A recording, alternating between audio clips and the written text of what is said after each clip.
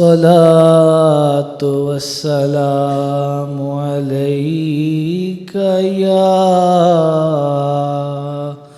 يا سيدي يا رسول الله وعلى آلك وصحابك یا سیدی یا حبیب اللہ۔ درود شریف ایسے پڑھا کریں جیسے حضور علیہ الصلاۃ والسلام خود درود شریف کو سماعت فرما رہے ہیں۔ اس درد سے، اس محبت سے پڑھا کریں کہ جب حضور سماعت فرمائیں گے تو آپ کی آنکھوں کو ٹھنڈک پہنچے گی۔ حضور علیہ الصلاۃ والسلام نے فرمایا، حضرت ابو درداء فرماتے ہیں، لیس من عبد یصلی علی الا بلغنی صوتہ حیث کان، کوئی بندہ کہیں مجھ پر درود پڑھے اس کی آواز میں خود سنتا ہوں۔ کتنی بڑی نعمت ہے کہ حضور خود درود کو سماعت فرماتے ہیں۔ یوں معلوم ہوا کہ حضور تو خود ہمیں پہچانتے ہیں، اپنے غلاموں کو جانتے اور پہچانتے ہیں۔ تو کتنی خوش قسمتی ہے، جتنا درود پڑھیں اتنا کم، اور ویسے بھی درود شریف پڑھنا تو خود اللہ تبارک و تعالیٰ نے حکماً ارشاد فرمایا ہے قرآن پاک کے اندر، ان اللہ و ملائکتہ یصلون علی النبی یا ایھا الذین آمنوا، اے ایمان والو، صلو علیہ وسلموا تسلیما، تم بھی ان پر درود اور خوب سلام بھیجو۔ ایک طرف حکم ہے اور دوسری طرف حضور کی محبت اور آپ کی محبت کی درد ہے۔ ایک ہے جو حکم ہوگا تو پڑے گا، ایک ہے کہ حکم ہے یا نہیں ہے۔ میرے محبوب کا ذکر ہے، میں اپنے محبوب کا ذکر کیوں نہ کروں، میں اپنے محبوب کا ذکر کیوں نہ کروں۔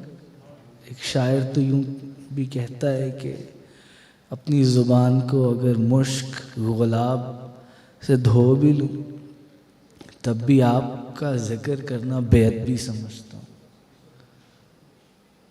مگر پھر بھی آپ کی بارگاہ میں درود پڑھنے کی کوشش ہے کہ کہیں کسی فہرست میں کسی جگہ شاید ان غلاموں کا نام بھی ہو، کہیں کہیں کہ یہ میرا احمد ہے، یہ میرا محمد ہے، یہ میرے دوست ہیں، سیدی شیخ محمد محسن منور یوسفی کے غلام ہیں۔ پہچان تو غلام ہماری غلام کی ہے نا، کہ یہ شیخ محمد محسن منور یوسفی کے غلام ہیں جو کسی جگہ کٹھے ہوئے ہیں، جو کسی جگہ کٹھے ہوئے ہیں اور میرا ذکر کرتے ہیں۔ جب حضور کا ذکر کریں تو دل جگر تڑپ جانا چاہیے۔ بات اپنے محبوب سے محبت کی ہے، بات اپنے محبوب سے محبت کی ہے۔ بابا جان فرماتے ہیں کہ حضرت ابو بکر صدیق رضی اللہ تعالیٰ عنہ، آپ جس کمرے میں، آپ جس حجرے میں آرام فرماتے، کوئلے گوشت کے بھننے کی وہاں سے خوشبو آتی، وہ چھت کالی ہو جایا کرتی۔ ایک جگہ بندہ حقیر نے پڑھا ہے کہ حضرت نظام الدین اولیاء کے محبوب مرید حضرت امیر خسرو جو کرتا پہنتے تھے، جس جگہ پر وہ کرتے کا کپڑا آپ کے دل کی جگہ کو لگتا تھا وہ جگہ پھٹی ہوتی تھی۔ یوں معلوم ہوتا تھا جیسے کرتے کا وہ حصہ جو ہے وہ جلا ہوا ہے۔ تو اللہ اور اس کے حبیب سے محبت ایسے کریں کہ وہ دل کے اندر ایک ایسی آگ لگے کہ وہ آگ آپ کے ساتھ ساتھ باقیوں کو بھی جلا دے، یا وہ ایک ایسی خوشبو پھیلے جو آپ کے ساتھ ساتھ جہاں آپ بیٹھے ہیں اس جگہ کو بھی خوشبودار کر دے۔ اس محبت سے حضور کی بارگاہ میں درود شریف پڑھیں۔ الصلاة والسلام عليك یا سیدی یا رسول اللہ وعلى آلك وصحابك یا سیدی یا حبیب اللہ الصلاة والسلام علیک یا سیدی یا رسول اللہ وعلى آلك وصحابك یا سیدی یا حبیب اللہ۔ آج ہم دوست ایک مرتبہ پھر اس محفل پاک میں اکٹھے ہوئے۔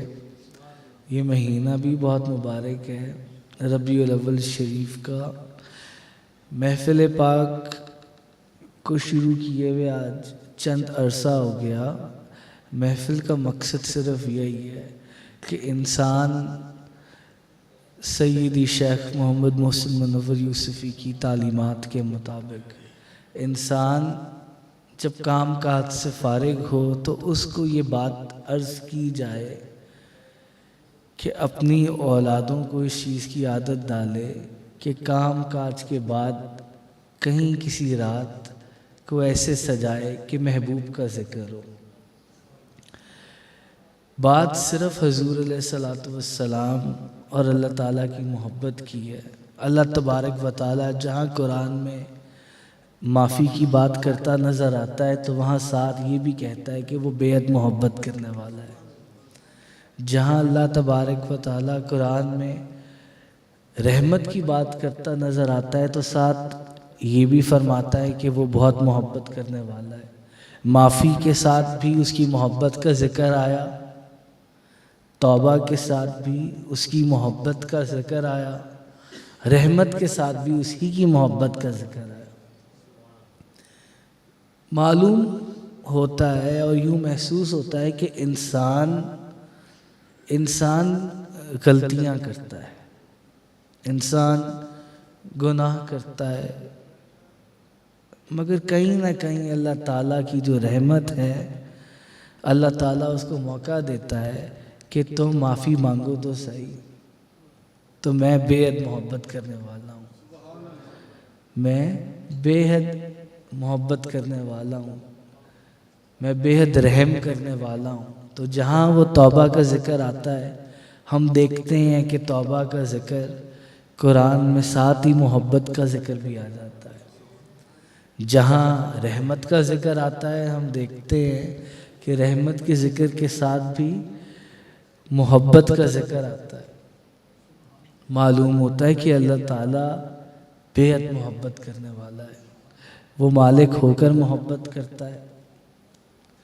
میں یہ بات عرض کرتا ہوتا ہوں، کل بھی ہم اس پہ بات کر رہے تھے، وہ مالک ہو کر محبت کرتا ہے، اس کا حبیب مالک ہو کر محبت کرتا ہے، اس کا حبیب مالک ہو کر پوری رات سجدہ ریز رہتا ہے، تو پھر پکارتا کس کو؟ یا اللہ میری امت، یا اللہ میری امت۔ ہم نے کب رات کو گزارا جب ہم نے بھی کہا ہو یا اللہ میرا نبی، یا اللہ میرا محبوب۔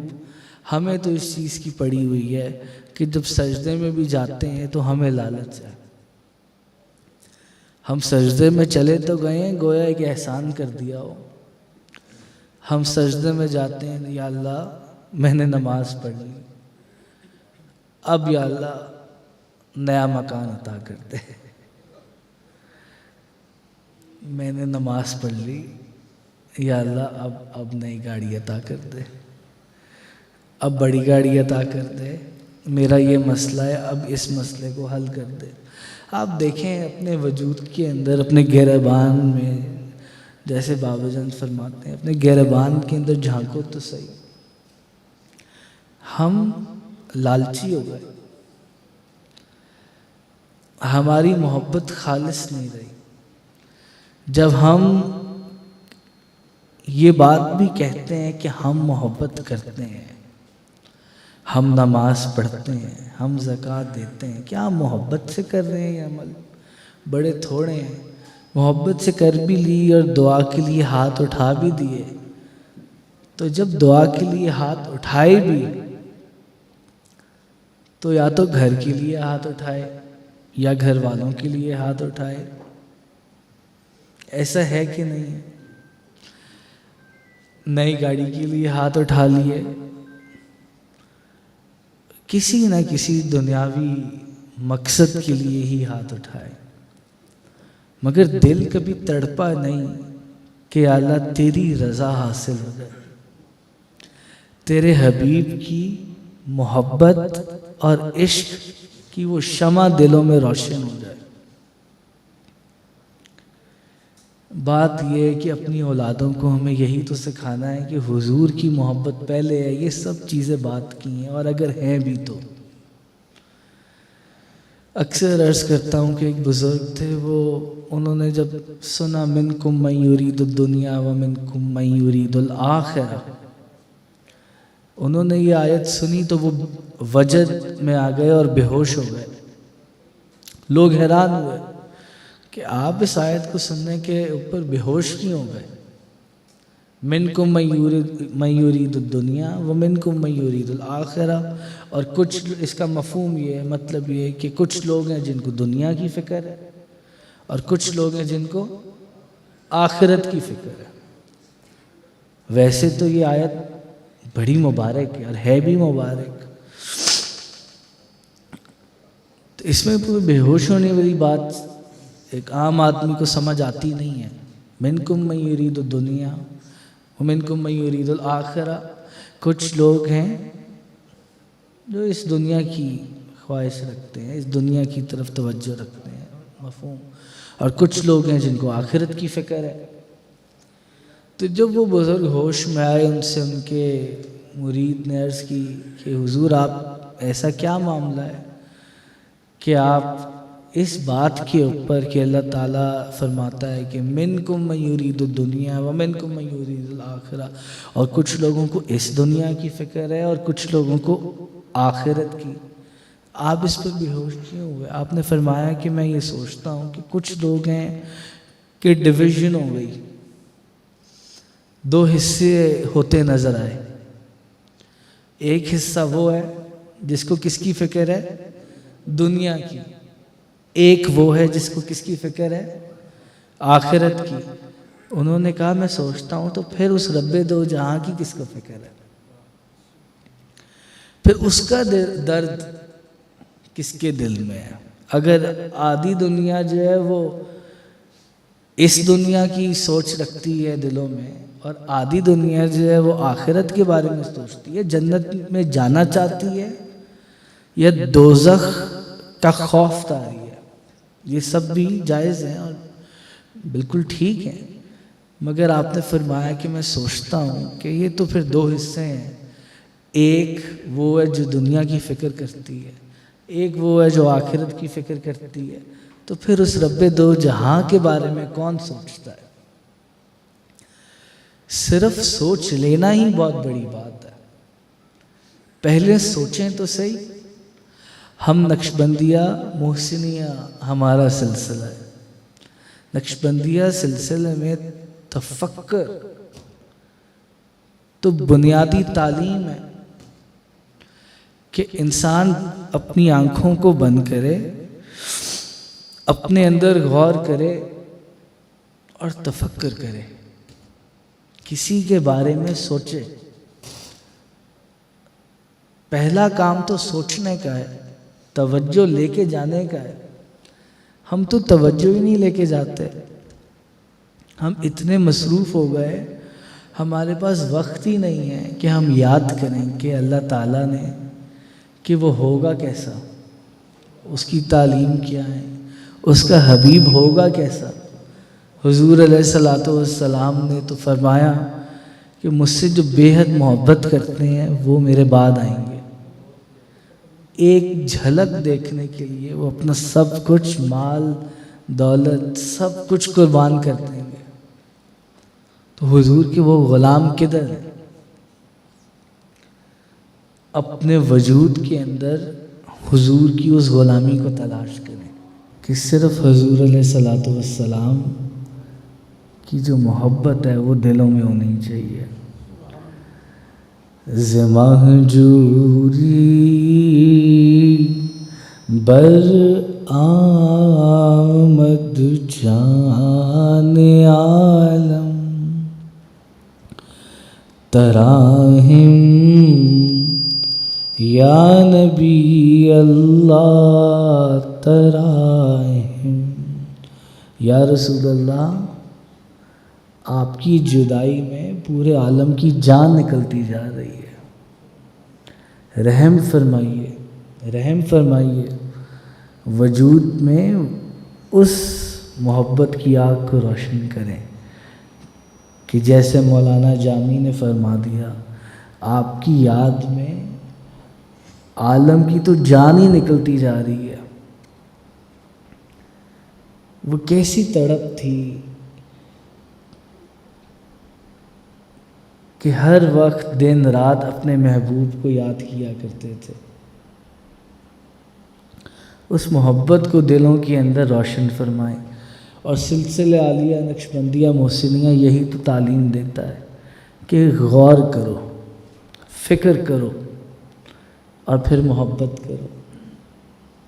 غور کرو، فکر کرو اور پھر محبت کرو. اللہ تعالیٰ نے محبت کرنا تو خود قرآن کے اندر حکم فرما دیا.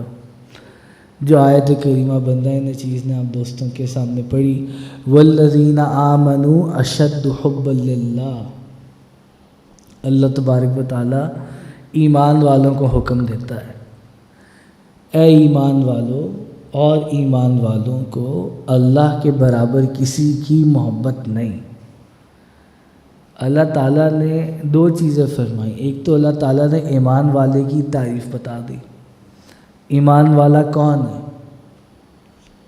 ایمان والا کون ہے؟ جس کو اللہ کے برابر کسی کی بھی محبت نہیں، کسی سے بھی محبت نہیں، بس اس کے لیے اللہ اس کا حبیب ہی ہے. مگر ہم قرآن پاک کی آیات کو اوپر سے پڑھتے ہیں. اب سوچیں اپنے گریبان کے اندر جھانک کر، اللہ تعالیٰ نے ایمان والے کی تعریف بیان کی ہے کہ نہیں کی؟ اللہ تعالیٰ نے ایمان والوں کی تعریف بیان کی. والذین آمنوا اشد حبا للہ، اور ایمان والوں کو اللہ کے برابر کسی کی محبت نہیں. اللہ تعالیٰ نے تو ایمان والوں کی ڈیفینیشن بیان فرما دی کہ وہ اللہ سے جو محبت رکھتے ہیں وہ کسی اور سے نہیں رکھتے. اب اپنے دلوں کے اندر دیکھیں، اب اپنے گریبان میں جھانکیں کہ ایسا ہی ہے. کہتے تو ہم یہی ہیں کہ ہمیں اللہ تعالیٰ سے بے حد محبت ہے، مگر یہاں ہم رک جاتے ہیں. پھر جب آپ سے کوئی پوچھے گا کہ اللہ تعالیٰ کے حبیب نے جو تعلیمات بتائی تھیں، جو تعلیمات دیں، کیا اس پر عمل کرتے ہیں؟ تو پھر زبانیں خاموش ہو جاتی ہیں. تو صرف کہہ دینا ہی نہیں ہوتا، اقرار باللسان تصدیق بالقلب. زبان سے تو آپ نے اقرار کر دیا، کیا آپ کا قلب، آپ کا دل اس چیز کی تصدیق کرتا ہے؟ تو محبت اللہ تبارک و تعالیٰ سے خالص ہونی چاہیے. ہمیں حضور کا وہ غلام بننا ہے کہ جب حضور دیکھیں تو کہیں کہ یہ شیخ محمد مسلم منور یوسفی کے غلام چلتے آ رہے ہیں، آپ کے غلام آ رہے ہیں. حضور کی آنکھوں کو ٹھنڈک پہنچے. حضرت سیدنا ابو رزین اکیلی رضی اللہ تعالیٰ عنہ نے بارگاہ رسالت صلی اللہ علیہ وسلم میں عرض کی، یا رسول اللہ ایمان کیا ہے؟ آپ نے حضور سے ایمان کی تعریف عرض کی کہ آپ ایمان کی تعریف فرمائیں، ایمان کیا ہے؟ ایمان کیا ہے؟ تو حضور علیہ الصلوۃ والسلام آپ نے ارشاد فرمایا، ایمان یہ ہے کہ اللہ اور اس کا رسول تمہارے نزدیک سب سے زیادہ محبوب ہو. ایمان کی تو تعریف ہی یہی ہے. مسند امام احمد بن حنبل کی حدیث ہے، ایمان کی تو تعریف ہی یہی ہے کہ اللہ اور اس کا حبیب تمہارے نزدیک سب سے زیادہ محبوب ہو. نماز پڑھنی نہیں، زکوٰۃ دینی نہیں، آپ کی تعلیمات پر عمل کرنا نہیں، مگر یہ کہہ دینا کہ اللہ کے رسول سے میں محبت کرتا ہوں. کیا حقیقی محبت آپ اس کو کہتے ہیں؟ آپ نے حضور کے کسی کہنے پر چلنا نہیں تو پھر یہ محبت کیسی ہوئی؟ محبت تو وہ ہے حضور نے اگر کہہ دیا ایک چیز تو پھر آپ نے اس چیز کو کر دینا ہے. کل ہم جمعے میں بھی یہ بات ہو رہی تھی کہ اب آپ نمازی کی مثال لے لیں. ایک طرف وہ حدیث انسان کو جنت کی خواہش دیتی ہے کہ جس شخص کو پتہ ہے کہ نماز کا وقت ہے اور وہ نماز پڑھتا ہے، فرض نماز کو وہ ادا کرتا ہے، تو اس کے گناہ ایسے معاف ہوتے ہیں جیسے خزاں کے موسم میں درختوں سے پتے جھڑتے ہیں. کتنی خوبصورت حدیث ہے. ایک بندہ ہے وہ اس خواہش کے لیے کہ یار میرا نام جنت میں لکھ دیا جائے گا اور گناہ ایسے معاف ہو جائیں گے جیسے خزاں کے موسم میں درختوں سے پتے جھڑتے ہیں، وہ اس وجہ سے نماز پڑھتا ہے.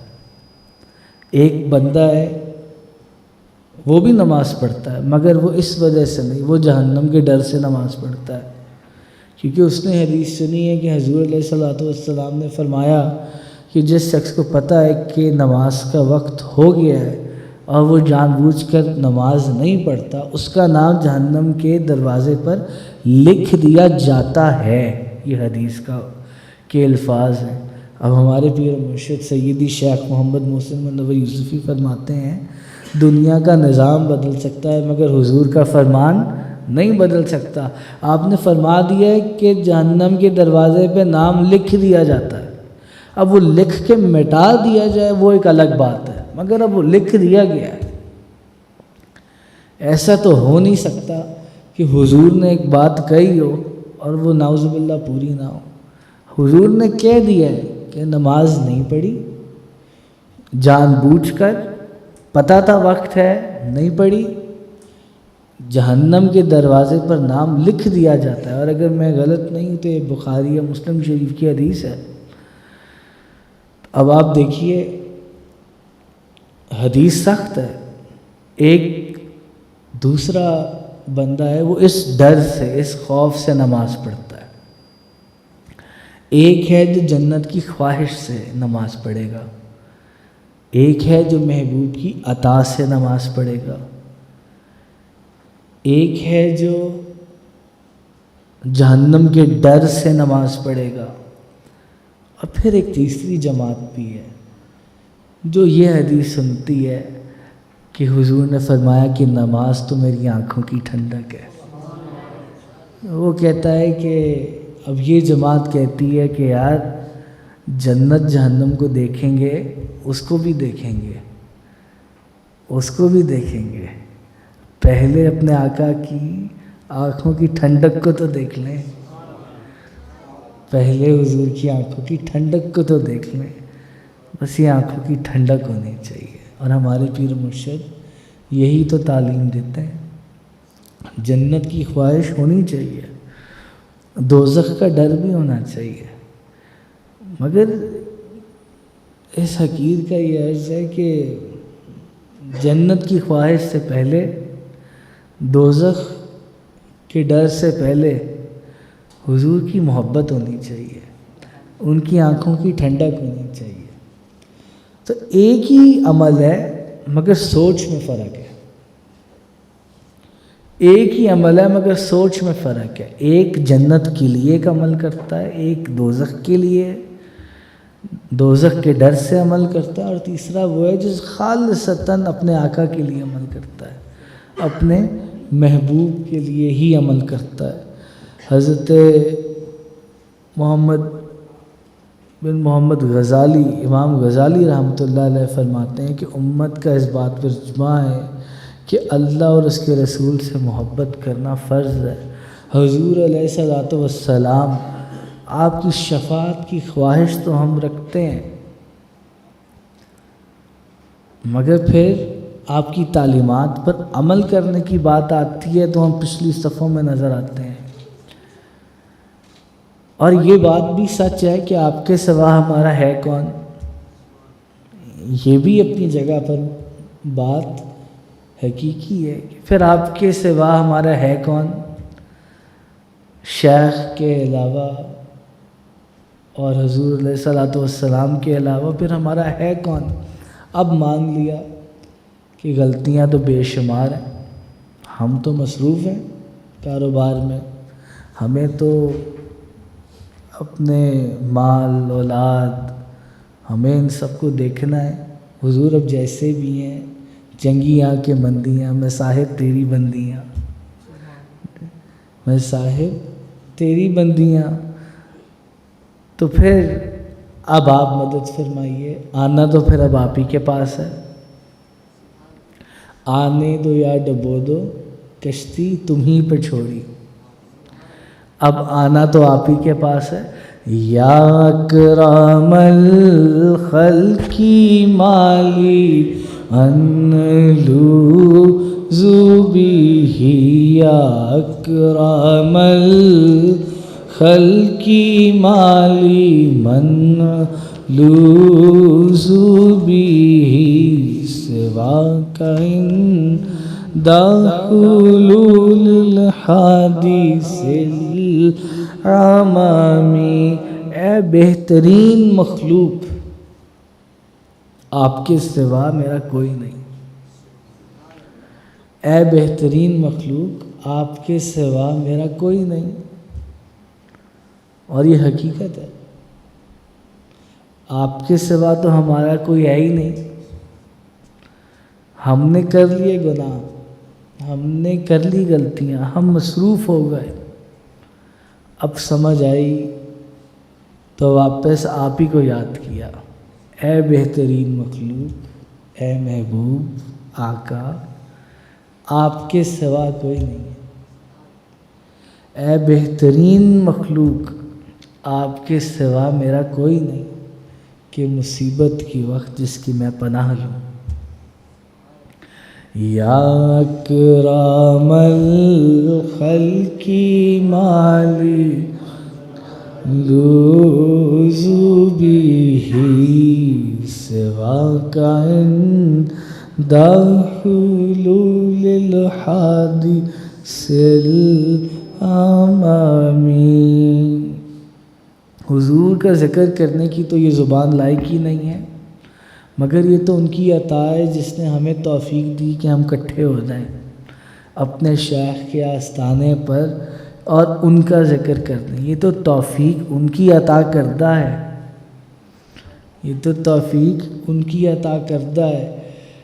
حضرت انس بن مالک رضی اللہ تعالیٰ عنہ آپ بیان فرماتے ہیں کہ ایک شخص نے حضور علیہ الصلوۃ والسلام سے عرض کی کہ ایک شخص نے حضور سے قیامت کے بارے میں دریافت کیا، آپ سے قیامت کے بارے میں پوچھا، قیامت یا رسول اللہ کب آئے گی؟ حضور علیہ الصلوۃ والسلام نے فرمایا کہ تم نے قیامت کے لیے کیا تیاری کر رکھی ہے؟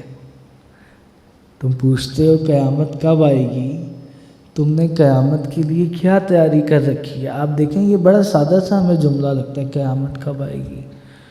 یہ دل کو دہلا دینے والا جملہ ہے، قیامت کب آئے گی.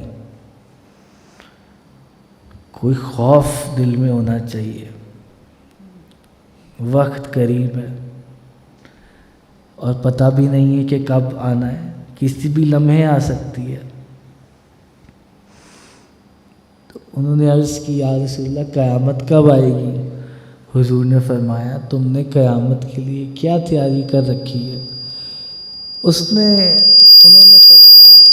انہوں نے فرمایا کہ کچھ نہیں، مگر اتنی سی بات ہے کہ میں اللہ اور اس کے رسول سے محبت کرتا ہوں. میں اللہ اور اس کے رسول سے محبت کرتا ہوں، پاس پلے اور کچھ ہے ہی نہیں. انہوں نے فرمایا، یہ تو ان کی عاجزی تھی، وہ صحابی رسول کے مقام پہ تھے. انہوں نے حضور کو فرمایا کہ یا رسول اللہ بات یہ ہے کہ کچھ بھی نہیں ہے، بس یہ ہے کہ کہ میں اللہ اور اس کے رسول سے محبت کرتا ہوں، تو آپ نے فرمایا کہ پھر قیامت والے دن تم انہی کے ساتھ ہوگے جن سے تم محبت کرتے ہو۔ تو ہمارا تو یقین ہے کہ حضور نے اب فرما دیا کہ آپ جس سے محبت کرتے ہیں آپ قیامت کے دن اسی کے ساتھ ہوں گے۔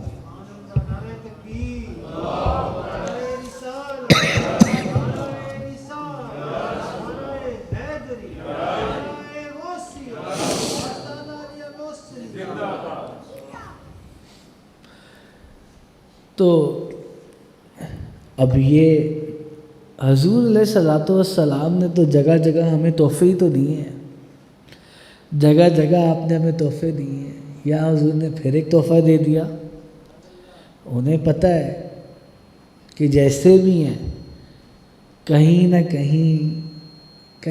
کہیں دل میں آپ سے محبت ہے، کہیں نہ کہیں دل میں آپ سے آپ کے غلاموں کو محبت ضرور ہے۔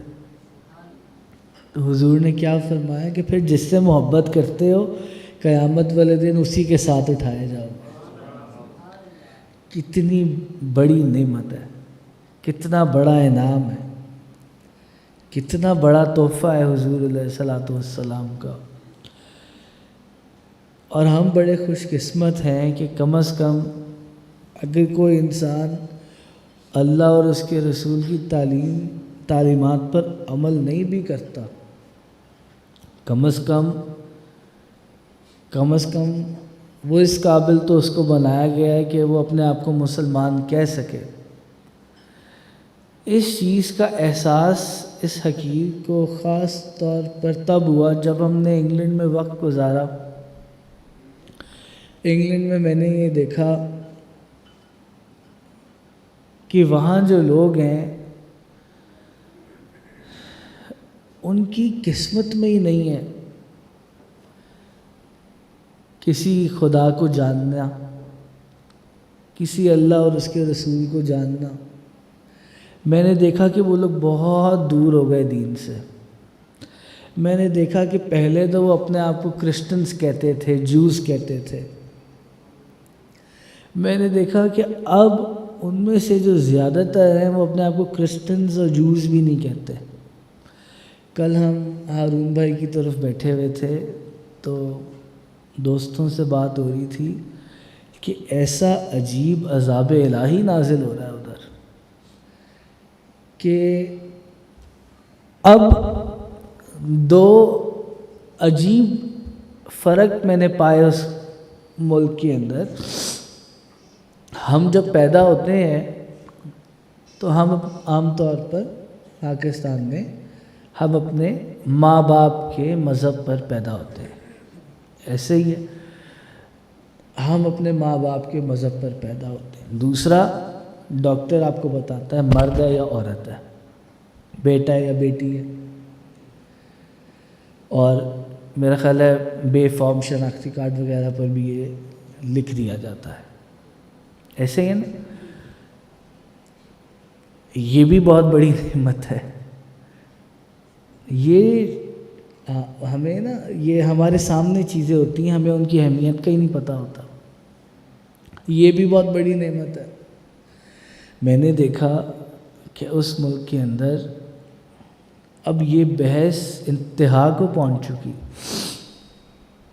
کہ بچہ جب تک اس قابل نہیں ہو جائے گا کہ وہ سمجھنے کے قابل ہو، اس کو کوئی دین نہیں دیا جائے گا، مانی اس کو اس کے ماں باپ کا دین نہیں دیا جائے گا۔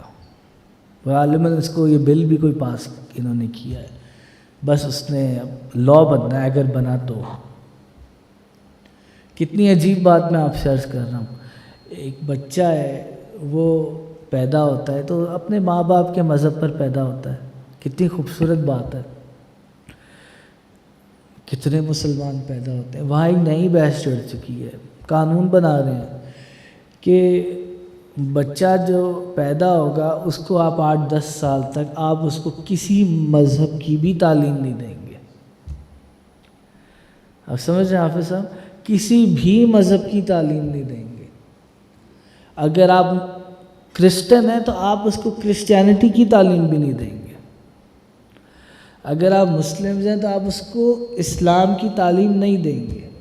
وہ 8-10 سال کا ہوگا، اس کو خود اس چیز کا احساس ہوگا، پھر وہ خود اس چیز کا فیصلہ کرے گا سب سے پہلے میں نے خدا میں یقین کرنا بھی ہے یا نہیں کرنا. پہلے وہ اس چیز کا فیصلہ کرے گا، پھر وہ آگے خود فیصلہ کرے گا کہ اب میں نے اپنے لیے کون سا مذہب پسند کرنا ہے. کیسی خوفناک بات ہے. دوسری خوفناک بات جو بہت ہی خوفناک بات ہے، بے فارم پر شناختی کارڈ پر کیا لکھا ہوتا ہے کہ یہ مجھے نہیں پتہ یہ مرد ہے یا عورت ہے. ایسے ہی ہے نا، مرد ہے یا عورت ہے. وہاں انہوں نے یہ ہی ہے یا شی ہے، ہی مرد، شی عورت. وہاں یہ بحث بھی بہت ہی زیادہ عروج پہ ہے. یہ تو دین والی بحث سے بھی زیادہ عروج پہ ہے کہ آپ ان کو شناختی کارڈ پر ان کی سیکشول اورینٹیشن نہیں کریں گے. مطلب آپ ان کو مرد بھی نہیں کہیں گے، آپ ان کو عورت بھی نہیں کہیں گے. یہ 8-10 سال کے ہوں گے، یہ خود فیصلہ کریں گے انہیں کیا ہونا ہے. انہیں اپنے آپ کو مرد کہلانا ہے، انہیں اپنے آپ کو عورت کہلانا ہے، ہیٹرو سیکشل کہلانا ہے، کیا کہلانا ہے انہیں. ہم جنسی اتنی زیادہ بڑھ گئی. اب وہ کہتے ہیں کہ اب آپ ہمیں ہی اور شی نہیں کہیں گے. ہی اور شی سمجھتے ہیں نا. اب آپ ہمیں ہی اور شی نہیں کہیں گے، اب آپ ہمیں دیم اور دیر کہیں گے. دیم کے اندر سب آ جائیں گے، دیر میں سب آ جائیں گے. 10-12 سال کی عمر کو ہم پہنچیں گے تو ہم فیصلہ کریں گے کہ اب یہ جو ورڈ دیم اور دیر ہے جس میں سب ہیں، اب ہم نے سب میں سے کس کو پسند کرنا ہے. آپ دیکھیں یہ کتنی خوفناک بات ہے. خوفناک بات ہے کہ نہیں ہے. حضرت لوط علیہ السلام کے زمانے میں جب یہ معاملات آئے تو کیسا عذاب الہی نازل ہوا تھا. وہاں یہ چیز بہت بڑھ گئی. میں نے مسلمانوں کو دیکھا وہاں پر. میں مسلمانوں کے ساتھ بیٹھتا ہوں، وہ سور بھی کھاتے ہیں، وہ شراب بھی پیتے ہیں، وہ زنا بھی کرتے ہیں. میں ان سے پوچھتا ہوں کہ یار آپ کیوں کھاتے ہو یہ سارا کچھ؟ آپ نائٹ کلبز میں بھی جاتے ہو، پوری رات شراب کے نشے میں آپ دھوتے رہتے ہو، آپ حرام کھانا بھی کھاتے ہو، آپ سور بھی کھاتے ہو. وہ کہتا ہے کہ بس ایک بری عادت ہے. وہ مجھے آگے سے کہتا ہے کہ یار بس ایک بری عادت ہے. تو پھر میں سوچتا تو ہوں کہ یار اللہ تعالیٰ نے کتنی رحمت نازل فرمائی ہے اس پاکستان پر. جتنا بھی بندہ اسلام سے دور ہو آپ کو سور کھاتا ہوا تو نظر نہیں آتا. جتنا بھی بندہ اسلام سے دور ہو آپ کو شراب پیتے ہوئے تو نظر نہیں آتا. ایسا ہے کہ نہیں ہے؟ کہیں نہ کہیں اندر اللہ اور اس کے رسول کا ڈر ہے اس کے دل میں.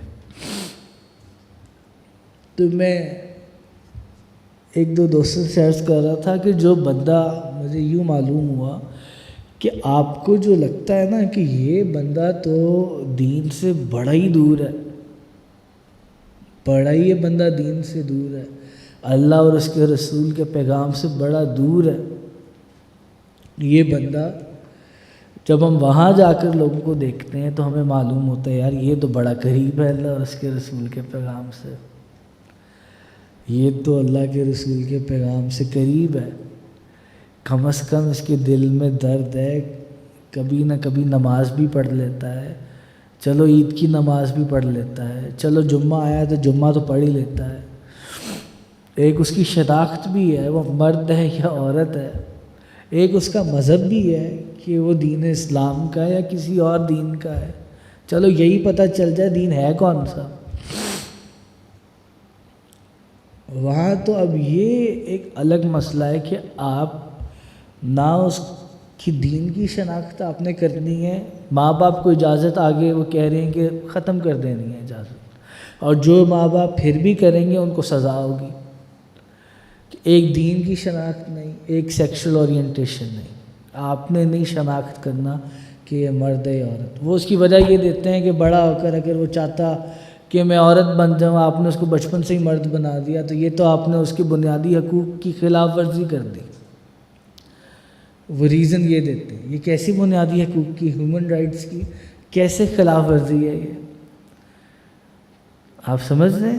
تو اللہ تعالیٰ کا ایک عذاب ہے جو نازل ہو رہا ہے ادھر، ایک عذاب نازل ہو رہا ہے ان ممالک کے اندر. اسی کو تو عذاب کہتے ہیں، یہی تو عذاب ہے. اس ملک کے اندر کہیں نہ کہیں اللہ اور اس کے رسول کا ذکر نظر آتا ہے. روڈ پہ جا رہے ہیں تو چاروں طرف سے اذانوں کی آوازیں کان میں پڑ جاتی ہیں. تو ہم پاکستانیوں کو تو اللہ تعالیٰ نے ویسے ہی وہ ساری چیزیں عطا کی ہیں. تھوڑی توجہ اور کرنی ہے تو عشق الہی بھی حاصل ہو جائے گا. ہمارے پیر و مرشد فرماتے ہیں نا کہ دنیا پہ ایسے رہو جیسے ایک کشتی دریا یا سمندر کے اوپر چلتی ہے. جب تک پانی اندر نہیں آئے گا وہ تیرتی رہے گی، پانی اندر آئے گا تو کشتی ڈوب جائے گی.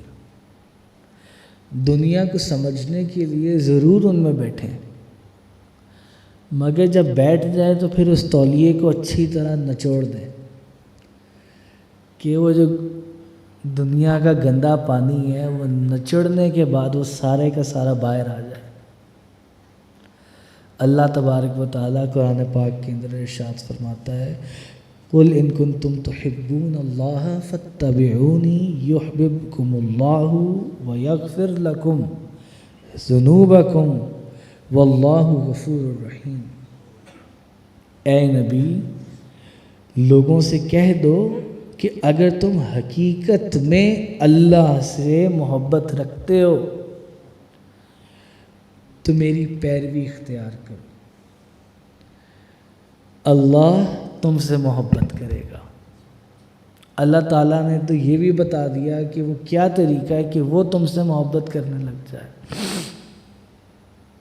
بڑی بات یہ تو نہیں ہے نا کہ غلام مالک سے محبت کرے، بڑی بات تو یہ ہے کہ مالک خود غلام سے محبت کرے. اللہ تعالیٰ نے حضور کو فرما دیا اے نبی قُلْ إِن كُنتُمْ تُحِبُّونَ اللَّهَ فَاتَّبِعُونِي يُحْبِبْكُمُ اللَّهُ وَيَغْفِرْ لَكُمْ ذُنُوبَكُمْ وَاللَّهُ غَفُورٌ رَحِيمٌ. اے نبی لوگوں سے کہہ دو کہ اگر تم حقیقت میں اللہ سے محبت رکھتے ہو تو میری پیروی کرو، اختیار کرو. اللہ تم سے محبت کرے گا اور تمہاری خطاؤں سے درگزر فرمائے گا. وہ بڑا معاف کرنے والا اور رحیم ہے. ابھی جو ہم بات کر رہے تھے کہ جب معافی کا ذکر کرتا ہے تو ہمیں کہیں نہ کہیں معافی کے ذکر کے ساتھ اس کی محبت کا ٹھاٹھے مارتا ہوا سمندر بھی نظر آتا ہے. جب وہ اپنی رحمت کا ذکر کرتا ہے تو پھر ہمیں کہیں نہ کہیں اس کی محبت کا ذکر آنا شروع ہو جاتا ہے. اس آیت میں بھی اللہ تعالیٰ نے یہی تو فرمایا کہ تم اللہ کی پیروی کرو تو وہ تم سے محبت کرے گا. آپ لوگ ساتھ ساتھ تناول فرمائیں. بسم اللہ الرحمن الرحیم.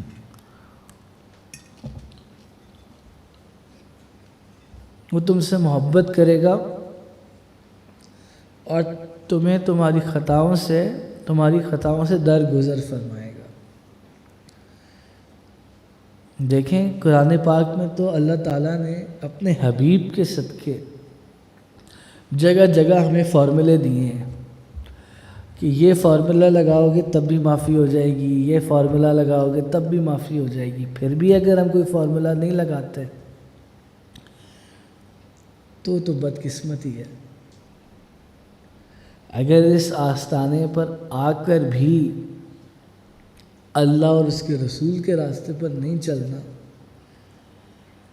اور اللہ کی بارگاہ میں سر کو خم نہیں کرنا تو پھر کیا فائدہ ہے. یہاں تو تعلیم ہی یہی ہے کہ اللہ اور اس کے رسول سے محبت. بندہ حقیر محمد رزق حلال کمانا بھی ضروری ہے. ہمیں کتنا عرصہ ہو گیا ہے انگلینڈ وغیرہ جاتے ہوئے, 4-5 سال آپ بھی رہے, اتنا اس سے 2-3 سال مجھے ہو گئے زیادہ. رزق اس حقیر کے سامنے ہے اور محمد بیٹھا ہے. کتنی دفعہ ہم سے بابا جان نے یہ پوچھا ہو کہ آج کمایا کتنا ہے. یہاں پہ بھی ہم کام کرتے تھے, کتنی دفعہ بابا جان نے پوچھا ہو کہ بیٹا کمایا کتنا ہے. ہم نے تو یہی دیکھا کہ جب وہ بیٹھے انہوں نے یہی بات کری کہ اللہ اور اس کا رسول. بیٹا درود پڑھا تھا, کتنا پڑھا تھا, نماز پڑھی تھی, کتنی پڑھی تھی, بیانات پر کام کیا, کس بیان پہ کام کیا, نہیں کیا تو جلال میں بھی آئے. ہمیں تو ڈانٹ بھی انہی موضوعات پہ پڑتی ہے. اوروں کے ماں باپ ہیں وہ ڈانٹتے اس بات پہ ہیں کہ اس دفعہ تم گھر پیسے کم لے کر آئے, اس دفعہ تم نے کمایا کم. ایسا ہے کہ نہیں ہے؟ جو آپ لوگوں کے پیر و مرشد ہیں, آپ یقین کیجئے کوئی ایک دن مجھے نہیں ایسا پتا جس دن انہوں نے یہ پوچھا ہو کہ بیٹا کمایا کتنا, اور اگر تھوڑا کما لیا ہو تو اس پہ ڈانٹ پڑ گئی ہو. ہاں اس بات پر آپ ضرور جلال میں آئے. کتنا درود پڑا, محفل ہو گئی, بیانات ہو گئے. اپنے بچوں کو یہ عادت ڈالیں بچپن سے. 15 چیز کی عمر کیا ہوگی, 4-5 سال ہوگی, تب سے ان کی تعلیم بس یہی تھی, احمد آؤ میرے ساتھ بیٹھ کر درود پڑھو. مجھے تو آج بھی وہ لمحات یاد ہے کہ فرماتے تھے چلو کمرہ بند کرتے ہیں, خوشبو کر لی, اب آپ اور میں کمرہ بند کر کے درود پڑھیں گے. دیکھیں یہ تعلیمات اپنی اولادوں کو دینا اس زمانے میں کتنا ضروری ہے. ان کو یہ ہوتا تھا کہ میں بچوں کو بٹھاؤں, ان سے درود سنوں. کھانے کی ٹیبل پر بیٹھنا روز ایک مسئلہ سے کھانا.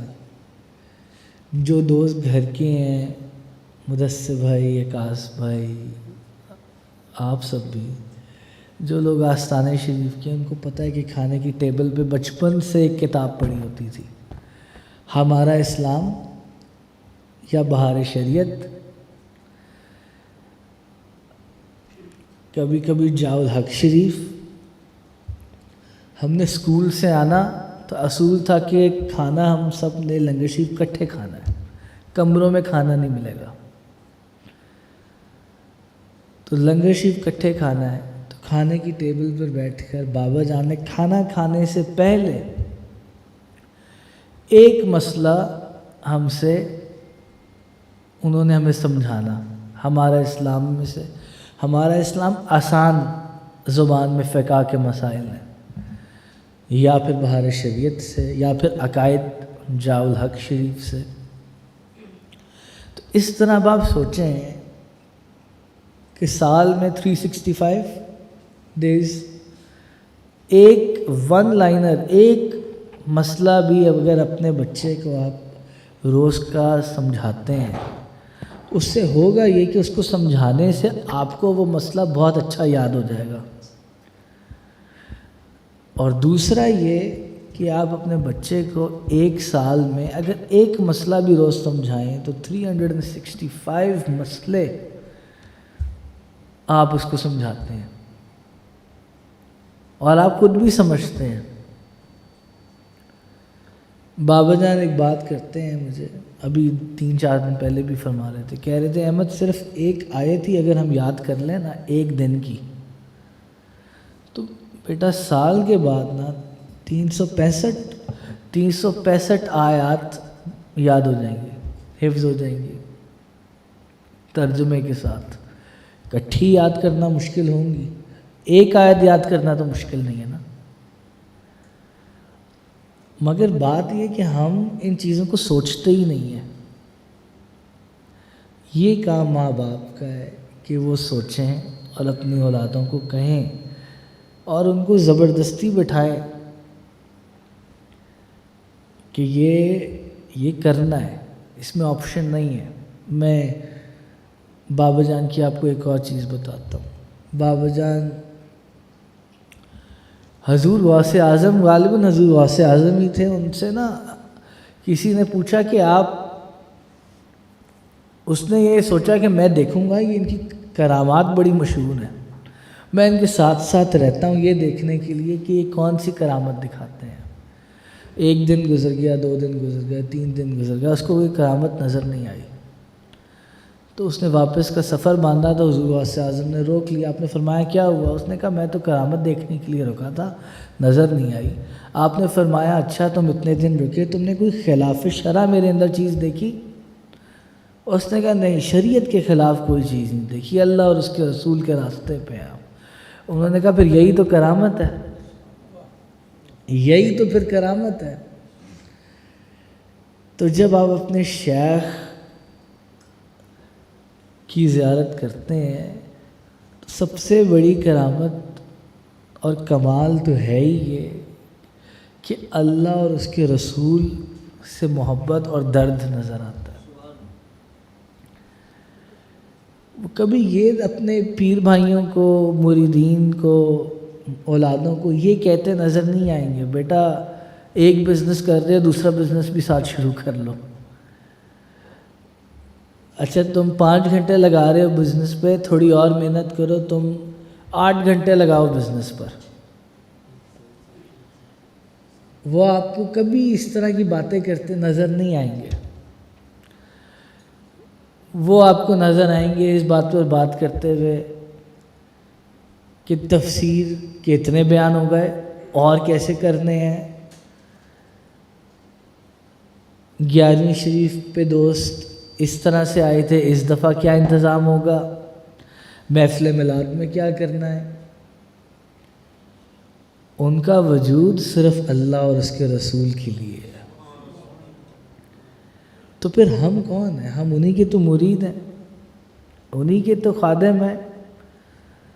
ہمارے دلوں کے اندر بھی یہی تڑپ ہونی چاہیے. ٹھیک ہے کام کاج کریں، سب کچھ کریں، مگر اپنے دلوں کے اندر ان تعلیمات کو تو روشن رکھیں. ایک 10 منٹ ہی نکالیں زندگی سے، حضور کا ذکر پڑھیں روز. رات کو 2 منٹ کے لیے تنہا خاموشی تنہائی کے اندر بیٹھیں تو صحیح. رات پوے تے بے دردانو نیند پیاری آئے، درد مندانو یاد سجندی ستیا اون جگہ. تو وہ درد لے کر آئے کہ راتوں کو جب آپ سوئیں تو آپ کی آنکھ کھل جائے بار بار. بابا جان کو ہم دیکھتے ہیں رات کو سوتے ہیں، آدھے گھنٹے بعد اٹھ جاتے ہیں، پونے گھنٹے کے بعد پھر اٹھ جاتے ہیں. ہم کمرے میں آتے ہیں، اندھیرے کے اندر موبائل کی فلیش لائٹ آن ہوتی ہے، ہاتھ میں تسبیح ہوتی ہے. تو یہ درد جب تک دل میں نہیں لائیں گے فائدہ نہیں ہے. زندگی تو ورنہ بیکار ہے، زندگی تو بیکار ہے. زندگی کا نام پیسہ کمانا تو نہیں ہے. ہمارے پیر و مرشد فرماتے ہیں کہ یہ دنیا تو مردار ہے، اس کو کھانے والے کتے ہیں. تو اس چیز کو ہمیں سمجھنے کی ضرورت ہے. اب بات چراغ محسن کے اندر ہم نقشبندیہ محسنیہ سلسلے کے اندر آپ لوگ لیجیے. بسم اللہ الرحمن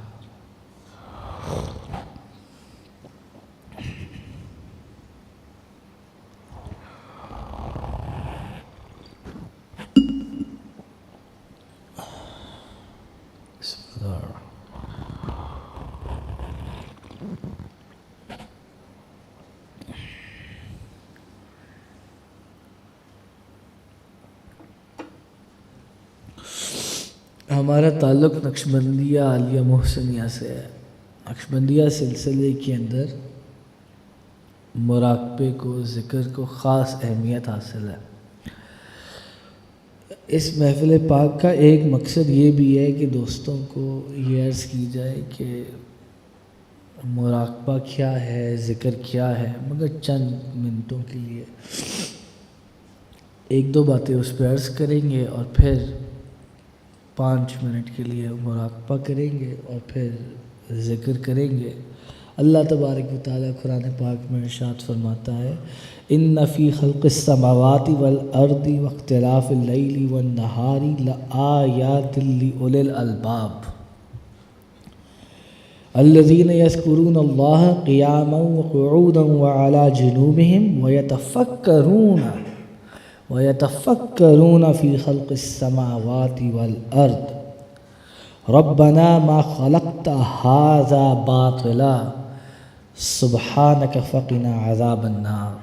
اللہ تبارک و تعالیٰ کیا ارشاد فرما رہا ہے، بے شک آسمانوں اور زمین، بے شک آسمانوں اور زمین کی پیدائش اور رات اور دن کی باہم بدلیوں میں نشانیاں ہیں عقل مندوں کے لیے جو اللہ کی یاد کرتے ہیں کھڑے اور بیٹھے، جو اللہ کی یاد کرتے ہیں کھڑے اور بیٹھے اور کروٹ پر لیٹے۔ کتنی خوبصورت آیت کریمہ ہے۔ وہ کھڑے ہیں یا بیٹھے ہیں، کروٹ پر لیٹے ہیں، وہ یاد اللہ کی کر رہے ہیں، وہ یاد اللہ کی کر رہے ہیں اور آسمانوں اور زمین کی پیدائش میں غور کرتے ہیں، تفکر کرتے ہیں۔ اس تفکر کرنے کو مراقبہ کہتے ہیں، اس تفکر کرنے کو مراقبہ کہتے ہیں۔ اے رب ہمارے تو نے یہ بیکار نہ بنایا، پاکی ہے تجھے، تو ہمیں دوزخ کے عذاب سے بچا لے۔ تو اللہ تبارک و تعالیٰ نے اس آیت کریمہ کے اندر ایک ان لوگوں کا ذکر کیا جو کھڑے ہوں یا بیٹھے ہوں یا لیٹے ہوں، وہ ذکر اللہ تعالیٰ کا کرتے ہیں۔ بابا جان سیدی شیخ محمد محسن منوی یوسفی فرماتے ہیں کہ تم جو کچھ کر رہے ہو، جو مرضی کر رہے ہو، تم صرف یہ کرو کہ تمہارے دل کے اندر اللہ اور اس کے رسول کی محبت کی جو شمع ہے وہ روشن ہے۔ ہتھ کارول تے دل یار ول، ہتھ کارول تے دل یار ول، ہاتھ آپ کے جدھر بھی ہوں مگر دل آپ کا اپنے محبوب کی طرف ہونا چاہیے، دل آپ کا اپنے یار کی طرف ہونا چاہیے۔ وہ جو دل کی آگ ہے وہ دل کے اندر ہمیشہ لگی ہونی چاہیے۔ حضرت امیر خسرو کی ہم بات کر رہے تھے، آپ کی اپنے شیخ سے ایسی محبت تھی حضرت محبوب الہی حضرت نظام الدین اولیاء سے کہ وہ کپڑا جو آپ کے دل جگر کی حصے کو لگتا، وہ کپڑا جلا ہوا محسوس ہوتا، یوں محسوس ہوتا جیسے وہ کپڑا جلا ہوا ہے۔ وہ بھی تو انسان ہی تھے، وہ بھی تو انسان ہی تھے، اور آج بھی ایسے لوگ موجود ہیں۔ تو حضرت امیر خسرو ایسی محبت کی آگ آپ کے دل کے اندر روشن تھی کہ وہ کپڑا جو دل کی طرف لگتا ہے یوں معلوم ہوتا کہ یہ جلا ہوا کپڑا ہے۔ تو بات تفکر کی ہے، غور کرنا کہ ہے کون۔ مولانا روم کا اکثر ذکر کرتے ہیں کہ مولانا روم بہت بڑے عالم تھے، فاضل مفتی تھے۔ اس وقت کے بادشاہ جو تھے وہ بھی آپ سے تعلیم حاصل کیا کرتے تھے۔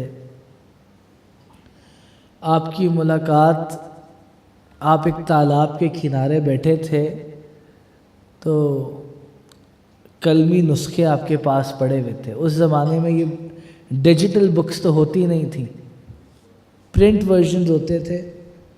کتابیں پرنٹ ورژنز تو ہوتے نہیں تھے, ڈیجیٹل ہوتے نہیں تھے, کلمی ہاتھ سے لکھی ہوئی کتابیں ہوتی تھیں. تو آپ کا جو کلمی نسخہ تھا وہ آپ کے پاس پڑا ہوا تھا تالاب کے کنارے. جو آپ کی کل قیمت, آپ کی کل محنت تھی, آپ نے جو محنت کری, جو علم پڑھا سمجھا, آپ نے اس کو کتابوں میں لکھ لیا. آپ اپنے شاگردوں کو وہ علوم پڑھا رہے تھے. تو ایک فقیر, ایک بابا شمس تبریز علیہ رحمہ وہ پاس سے گزرے. انہوں نے پوچھا مولانا یہ کیا ہے؟ یہ کلمی نسخے جو تھے, پوچھا یہ کیا ہے؟ تو آپ نے فرمایا بابا یہ تمہارے بس کی بات نہیں, بابا یہ تمہارے بس کی بات نہیں, تم جاؤ یہاں سے, یہ تو علم والوں کی بات ہے, تمہیں اس سے کیا غرض, اس میں کیا ہے؟ تو وہ جو حضرت شمس تبریز ہیں انہوں نے ان کلمی نسخوں کو اٹھایا. کلمی نسخوں کی قیمت کسی نے جاننی ہے تو امام غزالی سے جانیں. امام غزالی جب بغداد شریف سفر کر کر گئے, کیونکہ اس زمانے میں کسی نے علم حاصل کرنا ہوتا تھا تو وہ بغداد شریف جاتا تھا. تو جب وہ بغداد شریف گئے, آپ نے عرصہ گزارا, علم حاصل کیا, اپنے کلمی نسخے قائم کیے, اور وہ آپ نے سارا اکٹھا کیا. اب آپ نے جب واپس کا سفر باندھا, راستے میں ڈاکو آ گئے. جب راستے میں ڈاکو آ گئے تو انہوں نے آپ کا سارا سامان باقیوں کے ساتھ آپ کا بھی سامان لے لیا. اب امام غزالی اس کے پیچھے بھاگے. امام غزالی نے کہا سب لے لو, مجھے میرے وہ کلمی نسخے دے دو. تو وہ حیران ہوئے. وہ ڈاکوؤں کے سردار نے کہا کہ اگر آپ کو کیا چاہیے؟ انہوں نے کہا مجھے صرف میرے کلمی نسخے چاہیے, وہ میری کل دولت ہے. تو وہ ڈاکوؤں کے سردار نے کہا کہ اگر وہ کل دولت ہے تو وہ باہر کیوں پڑی ہوئی ہے, وہ اندر کیوں نہیں پڑی ہوئی؟ تو امام غزالی کہتے ہیں کہ اس بات نے مجھے امام غزالی بنایا. وہ کہتے ہیں کہ پھر میں نے ان تمام کلمی نسخوں کو, وہ علوم جو میں نے حاصل کیے اور میں نے لکھے 5 سال کا وقت غالباً, وہ سارے کے سارے پھر میں نے حفظ کر لیے. تو کسی نے ان کلمی نسخوں کا علم کی اہمیت جاننی ہے تو امام غزالی سے جانیں, یا چلیں اس امام غزالی کے ڈاکو سے جانیں جس نے کہا کہ اگر اتنی قیمتی دولت ہے تو باہر کیوں رکھی ہوئی ہے, تو پھر اس کو اپنے اندر رکھ لو. تو اصل دولت جو ہے ہمارے پیر و مرشد فرماتے ہیں وہ تو انسان کے اندر ہے. تو مولانا روم نے اس فقیر کو کہا کہ بابا یہ تمہارے بس کی بات نہیں, تم جاؤ یہاں سے, یہ تو علم والوں کی بات ہے. تو حضرت شمس تبریز آپ فقیر تھے, آپ نے مولانا روم کے وہ سارے کلمی نسخے اٹھائے اور آپ نے تالاب کے اندر ڈال دیے, پانی کے اندر ڈال دیے. وہ کلمی نسخے تھے, ہلکا سا پانی پڑے گا تو وہ سارے انک سیاہی جو ہے ختم ہو جائے گی, سب ختم. اب جب مولانا روم نے یہ دیکھا تو آپ جلال میں آ گئے. آپ نے کہا بابا یہ تو نے کیا کیا ہے؟ آپ کے جو شاگرد تھے کافی, وہ بھی آپ کو برا بھلا بولنا شروع ہو گئے. جب حضرت شمس تبریز کو یوں محسوس ہوا کہ اب شاید بات حد سے بڑھ جائے, تو آپ نے تالاب میں ہاتھ ڈالا اور وہ سارے کلمی نسخے جب نکالے تو خشک تھے اور پانی کا ایک قطرہ بھی آپ پر موجود نہیں تھا. اب شمس تبریز آگے آگے اور مولانا روم پیچھے پیچھے. تو اب مولانا روم نے پوچھا بابا یہ کیا ہے؟ تو اب مولانا روم کو شمس تبریز نے فرمایا کہ مولانا یہ تمہارے بس کی بات نہیں ہے, تم اپنا کام کرو. تو پھر یوں ایک محبت کی داستان کا قصہ شروع ہوتا ہے مولانا روم اور شمس تبریزی کا. اور پھر حضرت شمس تبریز نے جب حضرت مولانا روم کی تعلیم مکمل فرمائی تو ایک دن آپ آنکھوں سے اوجھل ہو گئے، آپ تشریف لے گئے۔ الگ الگ باتیں ہیں، کچھ کہتے ہیں کہ ان کو مروا دیا گیا، کچھ کہتے ہیں کہ آپ کو حکم ہوا کہ اب آپ یہاں سے تشریف لے جائیں۔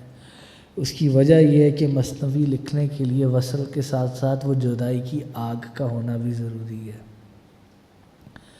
تو پھر جب آپ آنکھوں سے اوجھل ہو گئے حضرت بابا شمس تبریز، اب آپ مولانا روم ایک عاشق بن چکے تھے، اپنے محبوب کی محبت میں آپ گلی گلی پھرنا شروع ہو گئے۔ لکھا ہے کہ آپ ہڈیوں کا ڈھانچہ بن گئے۔ مولانا روم جو وقت کے بادشاہوں کو اور ان کے بچوں کو پڑھایا کرتے تھے، اب گلی گلی پھر رہے ہیں اور ہڈیوں کا ڈھانچہ بنے ہوئے ہیں۔ جو نظر آتا ہے ہر دوسرے سے پوچھتے ہیں میرے شمس تبریز کو کہیں دیکھا ہے؟ میرے شمس تبریز کو کہیں دیکھا ہے؟ سب جواب دیتے ہیں نہیں، شمس تبریز نہیں پتہ کہاں ہے، شمس تبریز کا پتہ نہیں پتہ۔ آپ پوچھی جا رہے ہیں میرے شمس تبریز کو کہیں دیکھا ہے؟ یوں پوچھتے پوچھتے پوچھتے پوچھتے آپ ہڈیوں کا ڈھانچہ بن گئے۔ اب تھک ہار کر آپ کسی گلی کے اندر زمین پر بیٹھ جاتے ہیں اور پھر آپ اپنی آنکھوں کو بند کر لیتے ہیں، اور پھر آپ اپنی آنکھوں کو بند کر لیتے ہیں۔ اسی کو تفکر اور اسی کو مراقبہ کہتے ہیں۔ اور پھر آپ کافی دیر اپنی آنکھوں کو بند رکھتے ہیں۔ پھر جب آپ آنکھ کھولتے ہیں تو آپ فرماتے ہیں کہ جس کو میں باہر ڈھونڈ رہا تھا وہ تو میرے اندر موجود ہے، جس کو میں باہر ڈھونڈ رہا تھا وہ تو میرے اپنے اندر موجود تھا، میں جگہ جگہ اس سے ڈھونڈی جا رہا ہوں، وہ تو میرے اندر بیٹھا ہوا ہے۔ اسی کو مراقبہ کہتے ہیں۔ جو شیخ طریقت ہے وہ اپنے مریدین کو یہی راستہ طے کراتا ہے، حضور علیہ الصلوۃ والسلام کی گلی سے گزارتے ہوئے وہ اس کو خدا سے ملاتا ہے، اور اسی کو مراقبہ بھی کہتے ہیں۔ اللہ تعالیٰ نے قرآن پاک کے اندر مراقبے کا ذکر فرمایا ہوا ہے، تفکرون، تفکر کرنا۔ مولانا روم نے جب اپنی آنکھوں کو بند کیا تو انہوں نے کہا کہ جس کو باہر ڈھونڈتا تھا وہ تو اندر موجود ہے، بات یہ ہے کہ اس کو ڈھونڈنا ہے، اس کی طرف توجہ کرنی ہے۔ ہم میں سے کتنے ہیں جو رات کو بیٹھتے ہیں، آنکھیں بند کرتے ہیں اور اس کو سوچتے ہیں؟ اس کو سوچنے کو مراقبہ کہتے ہیں آسان زبان میں۔ حضرت خواجہ جہانگیر اشرف سمنانی رحمۃ اللہ علیہ فرماتے ہیں کہ سب سے بہترین نعمت جو انسان کو حاصل ہے دل میں، جو سب سے بہترین نعمت انسان کو حاصل ہے، وہ نعمت وہ ہے جو انسان کے دل کے اندر رکھی گئی ہے۔ اور حضرت خواجہ جہانگیر اشرف سمنانی رحمۃ اللہ علیہ، آپ بہت بڑے اللہ کے ولی ہوئے ہیں۔ بابا جان آپ کا کافی ذکر فرماتے ہیں، آپ فرماتے ہیں کہ جو بہترین نعمت انسان کو حاصل ہے وہ نعمت ہے جو اس کے دل کے اندر رکھی گئی ہے۔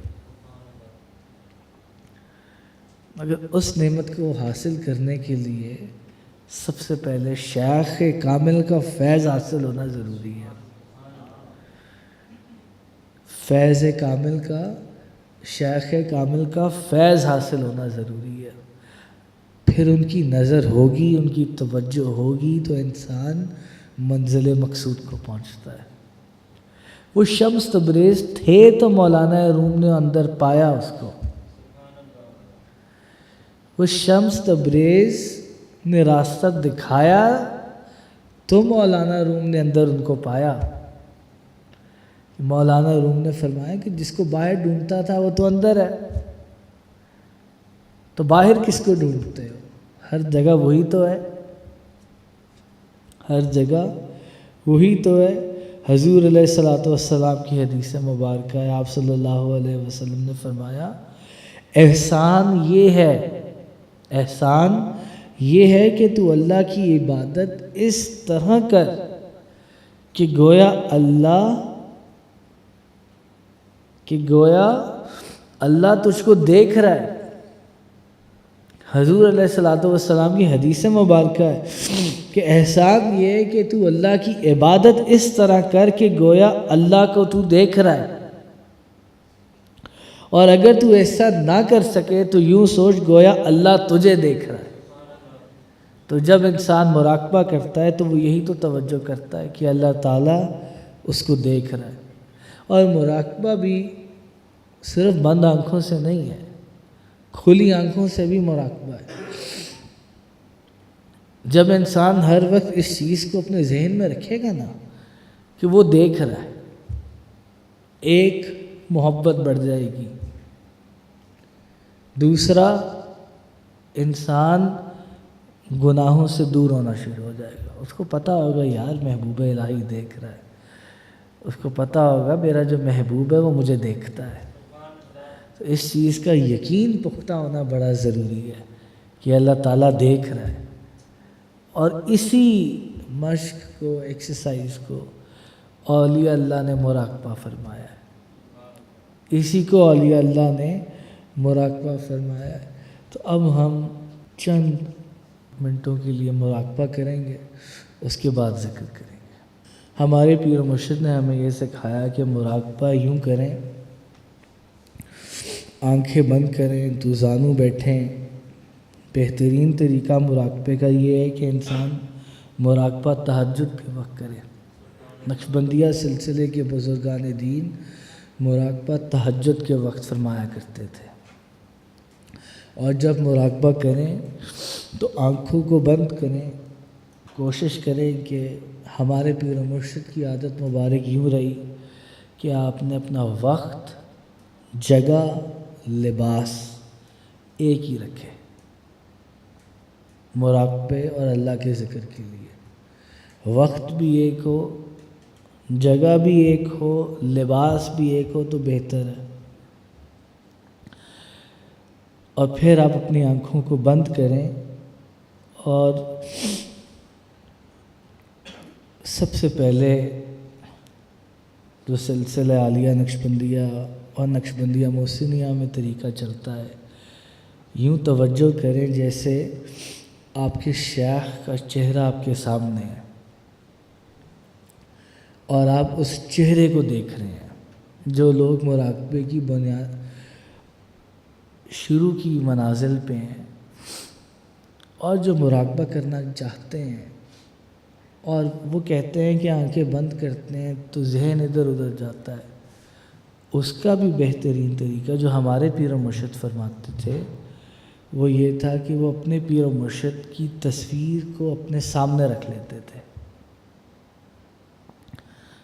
جس کمرے میں پڑھ رہے ہیں اپنے پیر و مرشد کی تصویر کو اپنے سامنے رکھ لیتے تھے، اور پھر بابا جی سرکار حاجی بابا محمد یوسف علی نگین رحمۃ اللہ علیہ ہمارے دادا پیر و مرشد آپ کی آنکھوں میں آنکھیں ڈال کر ٹکٹکی باندھ کر رکھتے تھے، اور اگر درود شریف بھی پڑھنا ہوتا یا اپنا ذکر اذکار بھی کرنا ہوتا تو آپ کی آنکھوں کے اندر آنکھیں ڈال کر دیکھتے۔ تو ایک طریقہ یہ ہے سالک کے لیے کہ جب وہ مراقبہ شروع کرے تو پہلے چند دن وہ اپنے شیخ کی تصویر کو آگے رکھ لے اور اس تصویر پر آپ کی آنکھوں میں ٹکٹکی باندھ کر دیکھے۔ بات اس چہرے کو دل پہ سجانے کی ہے، اور پھر آنکھوں کو بند کر لے اور پھر تصور شیخ کرے۔ یوں تصور کرے کہ اس کے شیخ اس کے اندر اس کے سامنے بیٹھے ہیں اور وہ اپنے شیخ سے ہم کلام ہے۔ جب وہ یہ کرتا رہے گا تو ایک وقت آئے گا کہ شیخ کی عطا ہوگی اور وہ شیخ کا چہرہ تاجدار دو جہاں کے چہرے میں تبدیل ہوتا نظر آئے گا۔ پھر یوں معلوم ہوگا کہ حضور علیہ الصلوۃ والسلام بیٹھے ہیں۔ انسان اسی عمل کو کرتا رہے گا اور ہر چیز اور ہر عطا کو اپنے شیخ کی عطا سے جوڑ دے گا کہ اس کو جو بھی حاصل ہوتا ہے وہ اس کی شیخ کا ہی عطا کرتا ہے۔ تو اللہ تعالیٰ کی رحمت نازل ہوتی ہے، وہ شیخ کا چہرہ پھر اس کو حضور کے چہرے میں نظر آتا ہے۔ پھر وہ دیکھے گا کہ حضور کا چہرہ ہے سامنے، اور پھر وہ دیکھے گا کہ کچھ بھی نہیں ہے اور سب کچھ ہے۔ اور سلسلہ عالیہ نقشبندیہ محسنیہ میں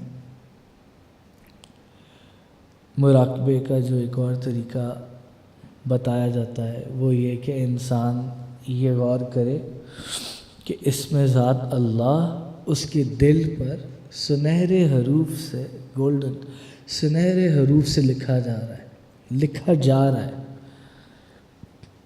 شروع میں وہ یہی غور کرے کہ لکھا ہوا نہیں ہے، لکھا جا رہا ہے سنہرے حروف سے اسم ذات اللہ اس کے دل کے اوپر۔ شیخ کی عطا سے انسان اس گرمی کو جلد محسوس کرے گا، اور اسی کو مراقبہ کہتے ہیں۔ جب ہم مراقبہ کریں، جن کے پیر و مرشد ہیں، سب سے پہلے وہ اپنے شیخ سے اجازت بھی طلب کریں، اور سب بات کا کنکلوژن یہی ہے کہ انسان جو کچھ بھی کوشش کر رہا ہے حقیقت کو پانے کی، اللہ اور اس کے رسول کو پہچاننے کی، یہ سب اس کے شیخ کا ہی عطا کرتا ہے۔ یہ اس کے شیخ کی عطا ہے کہ اللہ تعالیٰ نے اسے توفیق دی کہ وہ اس راستے کے اوپر آئے اور اس راستے کی طرف چلے۔ یہ دروازہ تبھی کھلتا ہے جب شیخ طریقت کی رضا حاصل ہوتی ہے، اور جب ان کی اجازت انسان کے شامل حال ہوتی ہے۔ تو جن کے پیر و مرشد ہیں، اپنے شیخ سے اجازت طلب کرتے ہوئے وہ یوں تصور کریں کہ دل کے اندر ان کے شیخ ان کے سامنے بیٹھے ہوئے ہیں۔ وہ یوں توجہ کرتا رہتا ہے۔ کامل مرید سالک پر ایک ایسا وقت آتا ہے کہ جب وہ آنکھ کھولتا ہے تو وہ اپنے شیخ کو اپنے سامنے بھی موجود پاتا ہے، پھر وہ کھلی آنکھوں سے بھی اپنے شیخ کو اپنے سامنے موجود پاتا ہے، اور پھر اپنے شیخ کی اجازت سے وہ حضور علیہ الصلوۃ والسلام کی پھر کھلی آنکھوں سے زیارت بھی کرتا ہے۔ تو ہم سب سے پہلے مراقبہ کریں گے، جن کے پیر و مرشد ہیں وہ یوں محسوس کریں جیسے ان کے شیخ طریقت ان کے سامنے بیٹھے ہیں، اور وہ ان کے چہرے کو ٹکٹکی باندھ کر دیکھتا ہے، اور جو اسم ذات اللہ کا ہی مراقبہ کرنے کی خواہش رکھتے ہیں تو تعلیم واسطے بابا جان فرماتے ہیں کہ وہ یوں تصور کرے کہ اسم ذات اللہ اس کے دل کے اوپر سنہرے حروف سے لکھا جا رہا ہے، اور وہ یہی تصور کرتا رہے۔ اب 5 منٹ کے لیے ہم انشاءاللہ مراقبہ کریں گے، اور پھر ذکر خفی اور ذکر بچا۔